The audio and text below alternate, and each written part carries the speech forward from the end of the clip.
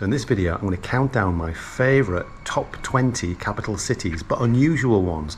I've avoided places like Paris, Bangkok and Tokyo, and instead gone for ones more off the beaten track or less travelled. You might not agree with everything on my list, so if you don't, please say in the comments below. Okay, let's get started. Number 20, Port Moresby, capital of Papua New Guinea. Now, not many people visit Papua New Guinea because of its bad reputation. It's full of crime and it's not the prettiest of cities. Why would a tourist go there if there's nothing to see and they might get carjacked, mugged or worse? I remember getting on the plane in Brisbane and being nervous as hell flying to Port Moresby, and later when I got to the hotel and booked a taxi for some sightseeing, I was shocked to find I could book an option for an armed guard accompanying me. Despite this, I was pleasantly surprised by Port Moresby. In my short time there, I managed to visit a friendly fish market, a cool botanical garden, and I had a chat with a village chieftain armed with a machete, and I wasn't a victim of crime. And that's why Port Moresby has made my list. Not many people are brave enough to go there, but I was, and I saw that it was actually okay. Number 19 on my list is San Salvador, capital of El Salvador. Back in 2017, I did a trip around Central America, and I remember thinking that San Salvador would probably be the worst city of my itinerary. I was also worried about the gang violence going on, but when I got there, maybe because of my low expectations, I loved it. It has a pretty historical centre with some great looking colonial buildings, and I felt totally safe. Maybe because of all the police everywhere. But everyone I met was friendly, and I even met a mariachi band performing down one street. San Salvador was a definite surprise hit of Central America, and for me, I'd happily go back. Number 18 is my first European capital, the relatively obscure Vaduz, capital of Liechtenstein. I was there in 2011, thus the poor quality of this footage, but it still shows how cool the city is. Liechtenstein is a tiny country, only 25 kilometers long, sandwiched between Switzerland and Austria. It's the 6th smallest country in the world, and because it's so high in the Alps, it doesn't have its own airport, meaning you have to catch a train from Zurich in neighbouring Switzerland. Even though its population is only about 30,000, it's got a gorgeous castle up in the hills where you can get a terrific view of the city. It's also got a beautiful church and a fetching town hall. If you get the chance, visit Vaduz and experience a little bit of Alpine Liechtenstein. Number 17 is Tirana, Albania. I think this is one of Europe's undiscovered capitals. For much of the 70s and the 80s, Albania had bad press, mainly due to its dictator, Enver Hoxha. But after getting rid of him and all his concrete bunkers, Tirana has transformed itself into a cool Italian-esque city with a definite Mediterranean vibe, but at much lower prices. It's got a pretty central square, some amazing mosques, and a more modern side too. I think it's only a matter of time before Tirana is more well known. Number 16 takes us to West Africa and the capital of Senegal, Dakar. I was there about 5 years ago, and even though it was a pain in the neck driving to the city from the miles away airport, especially with the traffic, I really enjoyed Dakar. For a start, it's got a gigantic bronze statue called the African Renaissance Monument. The video doesn't really show how immense the thing is. You have to strain your neck to see it. I also love the local fishing beach filled with boats and people trying to sell fish, but my favourite thing in Dakar was the spectacular Divinity Mosque. It looked almost like it was make-believe or even made of cake. It was unlike any other mosque I've seen. But another cool thing about Dakar is it's a good jumping point to visit other West African cities. I flew to Togo and Ivory Coast from there.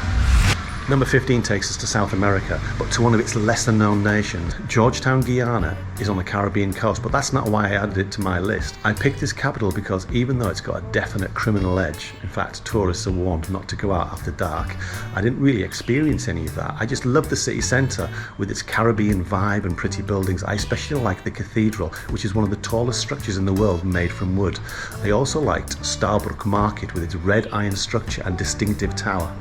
And even though I broke my arm in Georgetown and ended up in a hospital where a man came in with a gunshot wound, I still really enjoyed this city and I have fond memories of it. Number 14 takes us to Africa and the Ugandan capital of Kampala. Even though I'd been to a few African cities before Kampala, to me this was the real deal, the real Africa. And before I arrived, I didn't know what to expect. But when I got there and saw the sheer abundance of marabou storks, I knew I was going to like it. They are literally everywhere and they look ugly as hell. They're also massive. They clean up the streets of Kampala. The city, like its marabou storks, is hectic, dusty, smelly, and the traffic is bad. And it's got the kind of vibe that makes you want more though. Yes, Kampala stands out as one of the highlights of my travels in Africa.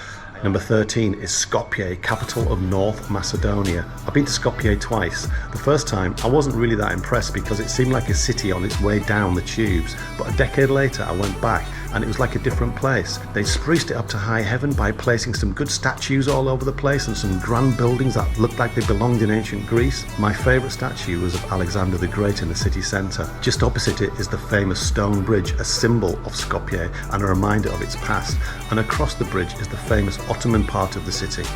It's like a rabbit warren of alleyways leading you through bazaars, mosques, inns and clock towers. For a taste of real Skopje, head to the old Ottoman quarter, but then go back across the river and see the new statues and buildings. They may be fake old, but they look spectacular. Number 12 takes us to the Caribbean and to Havana, capital of Cuba. Cuba was exactly how I imagined it to be, full of gorgeous colonial buildings from the time of the Spanish, fancy squares and rumba music drifting across the fountains and statues. It's got a lovely stretch of coastal road with boats sloshing around in the sea and tons of American cars. Havana really is full of 1950s cars. They've got to be seen to be believed. Out of all the Caribbean capitals I visited, except for one which is coming up later, and it might surprise you, Havana is my favourite. Here's to Cuba la vida. Number 11 is Bishkek, Kyrgyzstan. Bishkek, although relatively unknown to the world at large, is an upcoming city in Central Asia. It's often overshadowed by its neighbour, Kazakhstan, but Kyrgyzstan should rightly stand up and shout its name because it's got an amazing capital city with fantastic brutalist architecture, especially if you like the Soviet stuff like me.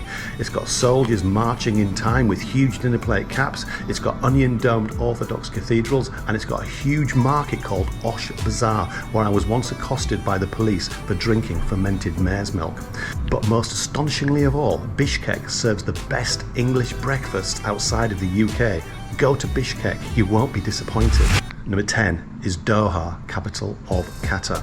Doha will always hold a soft spot in my heart because I lived and worked there for almost 7 years. And even though driving was insane and the price of alcohol astronomical, I really enjoyed my time there. The first thing that struck me were the skyscrapers of West Bay. They are amazing and modern, and at night, they are maybe my favourite skyline in the whole world. But as well as the skyscrapers, Doha has Souk Waqif, a traditional style Arabian marketplace. It's also got the Museum of Islamic Art, which to me looks better from the outside than in. This museum is close to the city's Dow Yard, which is always a nice stop in the city. Then there's the Katara Cultural Village, full of traditional style buildings, including a mock-up of an old form of air conditioning. And as if this wasn't enough, Doha also has gorgeous beaches. For these reasons, Doha, in my opinion, is the best capital in the Middle East. Number 9 is Bhutan's capital, Thimphu. Bhutan is a tiny Himalayan country squeezed between Nepal, India and China, and it's the last remaining Buddhist nation on earth. And because TV and the internet were only introduced in 1999, it still feels really traditional. The few people who get to visit Bhutan will go to the impressive Tiger's Nest, a 17th century monastery perched 10,000 feet above a Himalayan valley, and we went there, but the capital is worth a visit too. The buildings in Thimphu are all distinctive and unique in style, like nowhere else I've seen. They were almost pieces of art in themselves. Thimphu has some great temples with monks wandering around and a massive statue of Buddha perched on the hill. It also sells druk or dragon lager. It's delicious. So, due to Thimphu's uniqueness, it gets my number 9 vote. Number 8 is not really an unusual capital, but I've included it because it's simply so gorgeous. I've been there 3 times now, and I know that it's a huge, vibrant capital full of eye candy. The most beautiful building has to be St. Basil's Cathedral in Red Square. Its colours and its domes are stunning, and it has to be seen in real life just to appreciate it. The Kremlin next door is also a must-see sight, chock full of red towers and onion-domed cathedrals. The goose-stepping guards are another must-see sight, as is the Moscow Metro. Each station is like an art gallery, and they're all beautifully clean. So even though Moscow might not be the best place to visit right now, it should be on your list once it opens up again. Number 7 takes us to the almost unknown country of Comores in the Indian Ocean off the east coast of Africa, and its capital, Moroni. Everyone's heard of the Maldives, Seychelles and Mauritius, but who's heard of the Comores? I went there a few years ago, and as far as I could tell, I was the only tourist in town. Now, the city centre is pretty ramshackle and litter-strewn, and some of the people gave me a good look over, but it did have a great white mosque and a big beach full of small fishing boats. Some of the locals there were happy to show me what they were doing. So even though Moroni is a down-at-heel African capital, I put it on my top 10 because it's so off the beaten track and an unusual place that it just holds a special memory for me. Just watch out for the coups.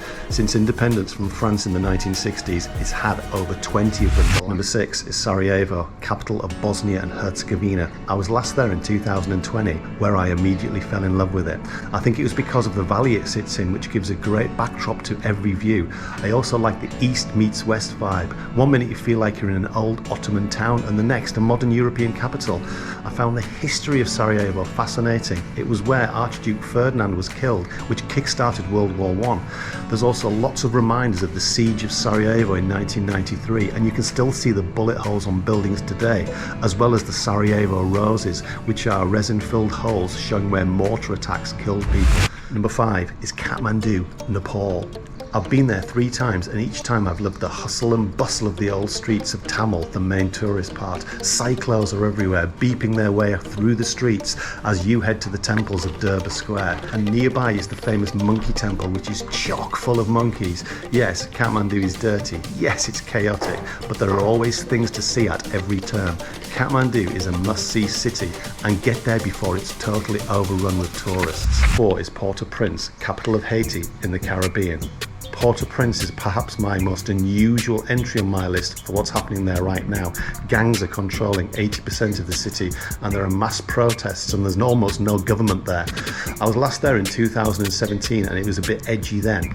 As I flew into the city, I remember fretting about the crime levels, but I calmed down as soon as I got there, and a taxi driver bought me a local beer. Later, I had a look around the city, and I saw that it wasn't a looker. Port-au-Prince is never going to win any awards for its attractiveness. For instance, I visited a market with the most litter I've ever seen in my life. It was like a carpet of rubbish on the road outside. We also stopped by a cathedral which still had damage from an earthquake in 2010. But around the grime, I did get to see some nice buildings and some cool statues. My favourite was of a man breaking his slave chains, because in 1804, Haiti became the first nation in the Americas to abolish slavery. But my favourite part of the city was the Hotel Olofsson, whose grounds are full to the brim with weird voodoo statues. Some of them looked insane. It was easily the best part of my day, Port-au-Prince. It's so off-centre, so off the beaten track, and so damn interesting, even if I did get a few hostile stares. Number 3 is Tbilisi, Georgia. I've been there 3 times, and each time it's just got better and better. Tbilisi is a gorgeous capital that, in my opinion, rivals places like Prague and Tallinn. It's full of cobbled streets, beautiful churches, and a great central square with a golden statue of St. George in the middle.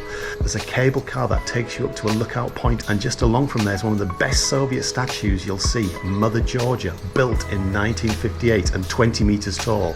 You can see it from everywhere in the city. There's also the Holy Trinity Cathedral. It's a must-see site, as are the Chronicles of Georgia. It's a bit of a climb to get there, but once you see what they are, you will be amazed. Go to those. I also love the fact that Tbilisi is perfectly safe for travellers and was filled to the brim with tasty cafes and cosy bars.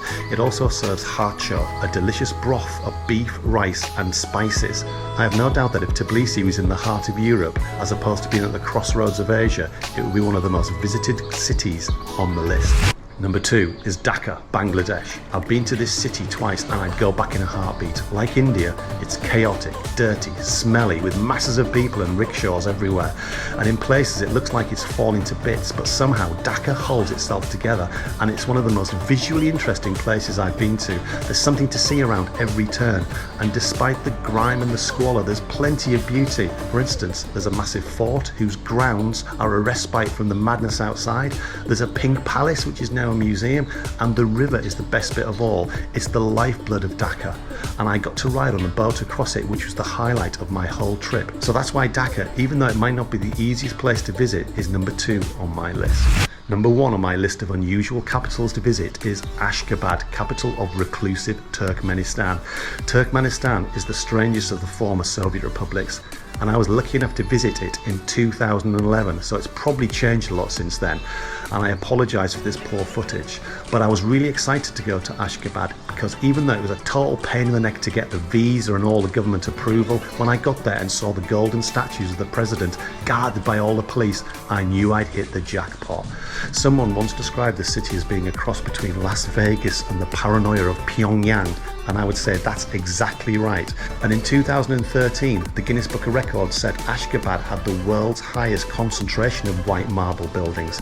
Monuments are everywhere, but my favourite was the Independence Monument, a 300-foot tower of white marble and gold surrounded by statues. But like I said earlier, the strangest thing about Ashgabat was the absence of normal people.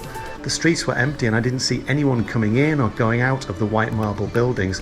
The vast majority of the people on the streets are police. They stand everywhere, at every corner, every intersection, outside every building. I only briefly saw a few women wearing traditional Turkmen clothes. Women in Turkmenistan are strongly encouraged to wear traditional clothes, and if a woman is caught with fake eyelashes or dyed hair, they will be fined. On my last day there, when I got back to my hotel with some beer, I loved the city even more. Turkmenistan beer has the best names in the world, Berk and Zip. For all these reasons, Ashgabat had to be my number one city, a city like no other. Some honourable mentions of cities that didn't quite make the list. Reykjavik, Iceland, a cool city with a great cathedral and a Viking boat sculpture. Minsk, Belarus, for clinging on to its Soviet architecture. It even has a KGB. Rosso, capital of tiny Dominica in the Caribbean. I visited a lot of the Caribbean capitals, and Rosso stood out as being the one with most nature. It also has some cool wooden buildings. Kuwait City, capital of Kuwait, gets an honourable mention simply because it was the first capital I ever visited as a solo independent traveller. Antananarivo, Madagascar, because it was the gateway to seeing the lemurs. It also had some good views from the hotel. Ulaanbaatar, Mongolia, because when I was a kid, it was a city that seemed so inaccessible. So one day I went there. Amman, Jordan, because even though everyone hops off to Petra, Amman still has a lot to offer. I love the old ruins and the pastel buildings that seem to rise up into the hills. Nuka Alofa, Tonga, for its snuffling pigs that roam around the capital. It's also got a great looking palace, and it was a total pain in the neck getting there. Kigali, Rwanda, because I was surprised by how clean and modern it was. Jakarta, where I am right now, gets a mention because I've lived there for 6 years.